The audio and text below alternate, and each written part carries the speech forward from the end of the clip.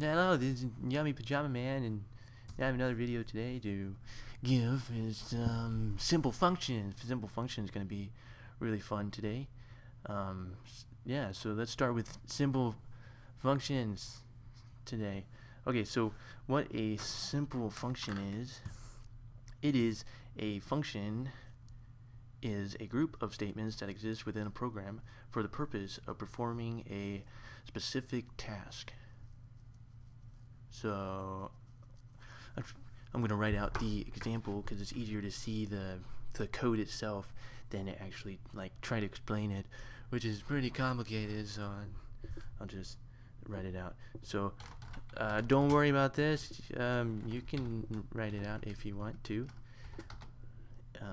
but I'm going to write it out. And print, everyone knows what print is. We use that a whole lot.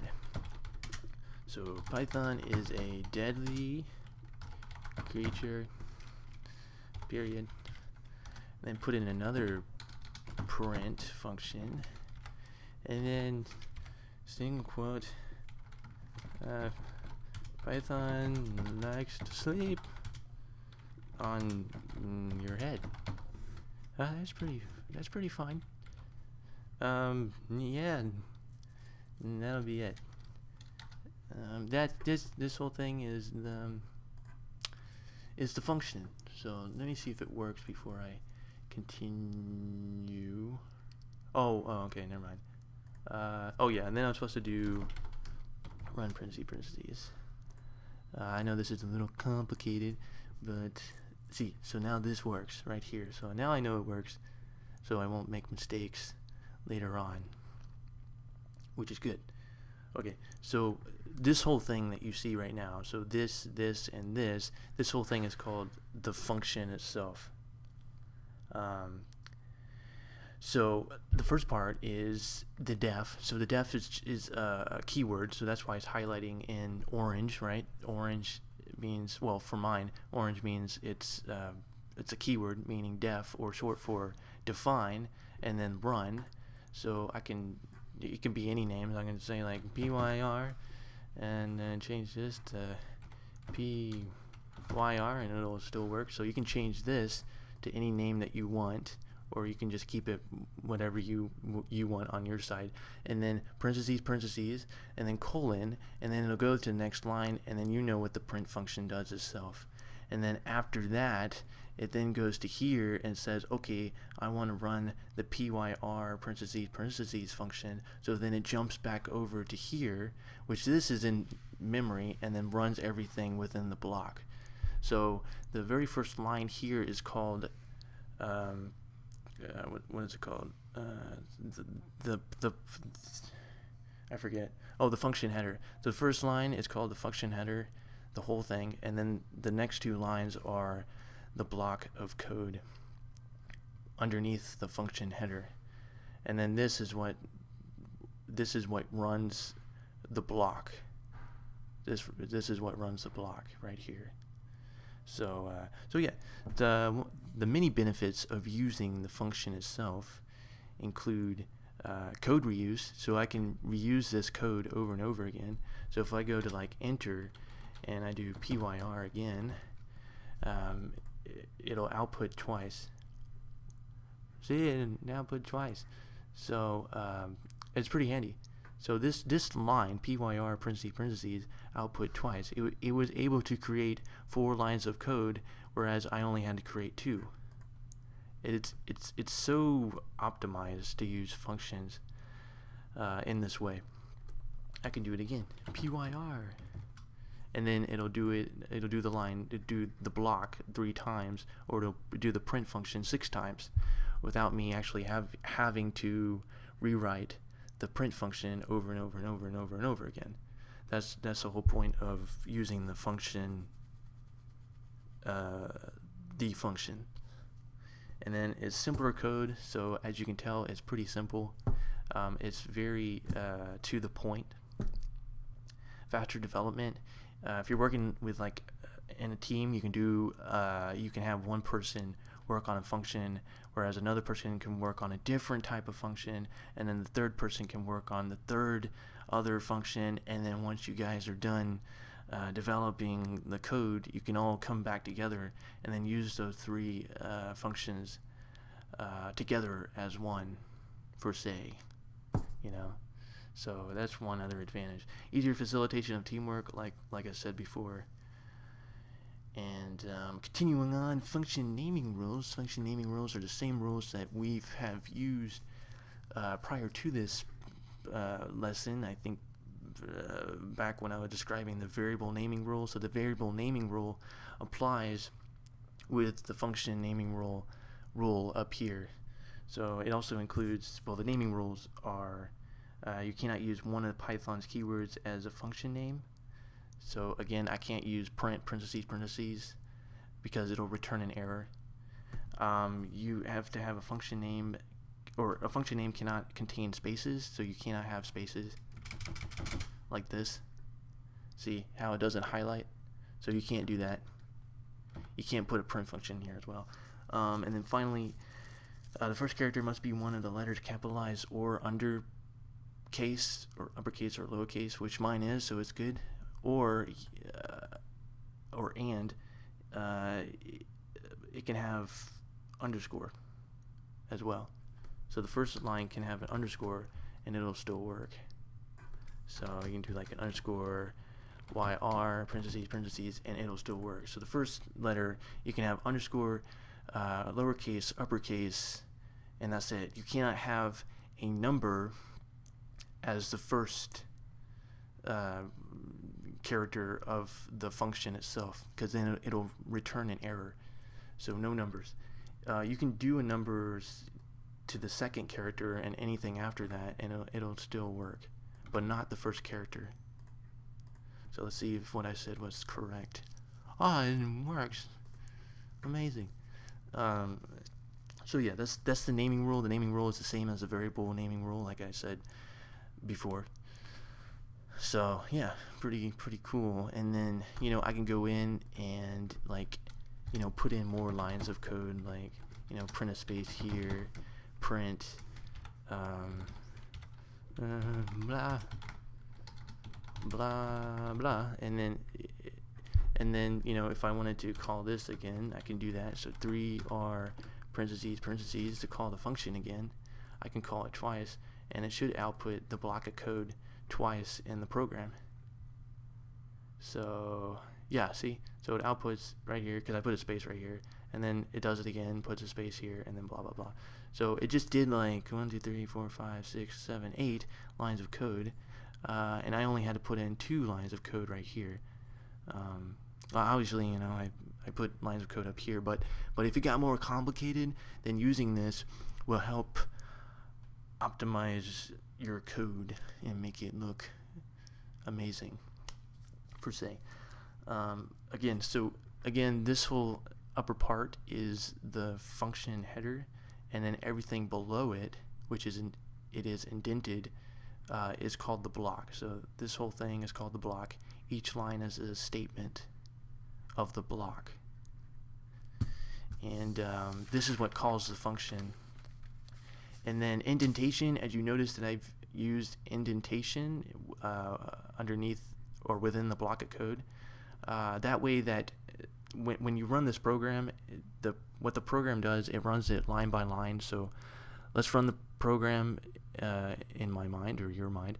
So we're going to run the program. So the first line, it sees that, this is defining underscore 3R parentheses and then colon, stating that it's going to go into the block of code now. So now we're within the block of code. Sees the first line, sees the second line, third line, fourth line, and then anything after that, once it ends here, it'll get out of the def right here. And then once it goes here, it's outside the block of code. This isn't part of the block of code because this isn't indented with everything else.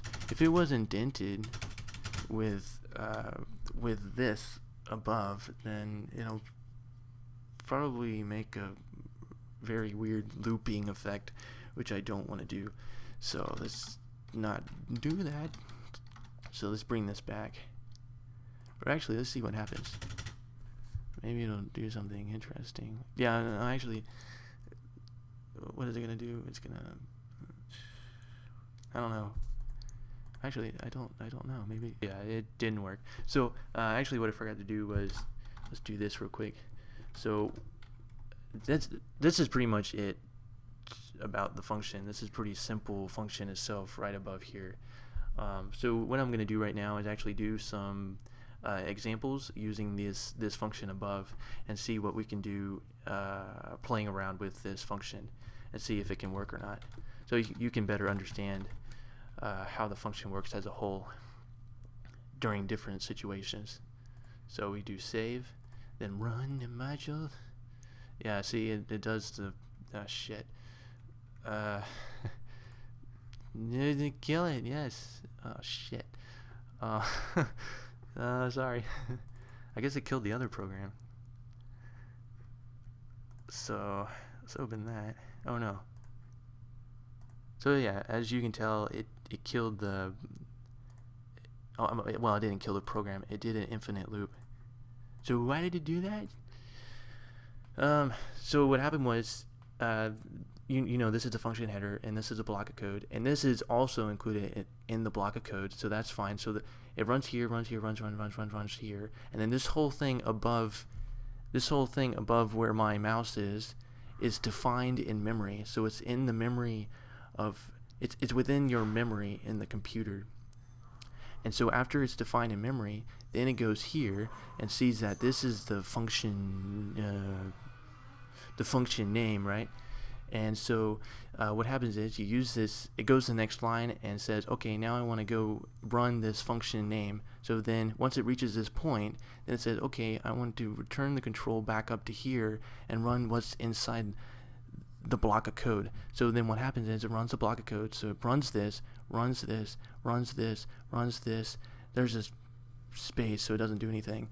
And then it runs here, which is the same as this, except it's within the block of code. So once it gets here, it says, okay, I gotta run this. So then it goes back up again and it says run this, run this, run this, run this, and then it goes here again and says, okay, I gotta go back up here again, and then it does it forever and ever. So yeah, you don't want to do that. So if we were to remove that, it'll be normal again. It's all because I've indented, or I included this over, which means that, oh, now it's part of the block of code. I don't want to do that, or it'll do an infinite loop. So that's why I have it over here. Indentation doesn't really matter. You can do like one space. So if we like bring down everything, I use tab to, or it automatically use tab to indent, but you can do a single space and indent over. And so if we save this and run the module, and see, it still works. So you can do single space, you can do a bunch of spaces over, and it'll still work. And I won't run it again because you know what's going to happen. So it'll still work. But if you were to change the indentation, like this for example, then it'll return an error.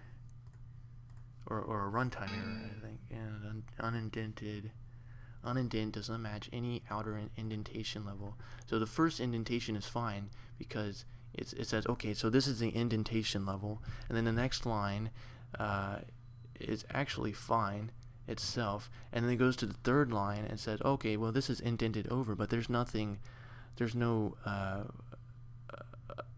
header above it. So then it returns an error. That's why after this is fine, it can't run this because it's just confusing to the whole program because this isn't defined. It doesn't belong with a function header. So as an example, let's just put print comments in here, and I think it'll work. Oh, maybe not. Okay, it doesn't work. Never mind. Okay, so it doesn't work. You just have to make sure that everything lines up. So yeah, it doesn't work. So you gotta bring everything back in order for it to work.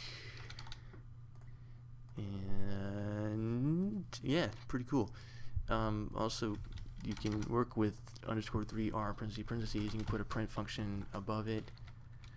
You can put like hello world, and then you can put something after it. Print blah blah blah blah blah.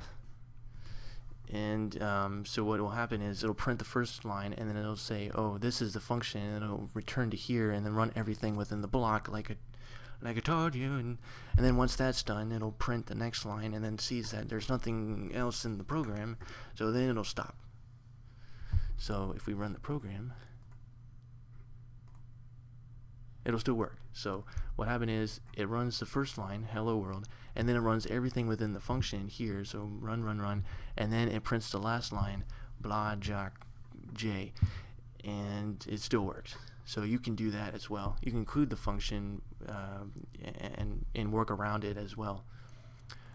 You can also, I'm going to do this real quick, I'm going to indent everything over, so you should do that too. So indent everything over, and then we'll do like define a new function. So let's just say that this is main, and then put a colon after it, so it knows that now we're going into the block of code, right? So now we're within the block of code. And what's going to happen is, if I do this correctly, I have to go back out of the function and call the main function, right? Call the main function. And so what's going to happen within this program is that I've included a function within the definition, within a block of code underneath the function header up here. So what's going to happen is it's going to run here, saying that I'm going to put everything under _3r into memory, and then it'll go here and say, okay, all the here, and here, I'm going to put all this into a different part in memory, and then it goes to the main function and says, okay, I want to call the main parentheses function that is from memory. So what it does is it'll go to the main function and then run the block of code. So it'll run the block of code, it'll say hello world, and then it'll go to _3r parentheses. Now it wants to run the function name _3r parentheses, so it goes to _3r parentheses, and then runs the block of code here, runs this. After that is done, the control returns back to the end of the line here, and then it continues on with print parentheses blah jock j, and then once it's done here, it gets out of this function and then goes back to here, to the end of the main parentheses, and since there's nothing after it, it won't do anything else. That was a mouthful. So yeah, so what happened is I'm running the main function, so it's going to print hello world first, and then it's going to go to _3r parentheses, goes to 3r parentheses, I mean _3r parentheses, runs all this, Python likes to sleep, blah blah blah, and then once that's done, it goes to the next line and print blah jock j, and then that's it. That's the end of the main function, and that's it. Man.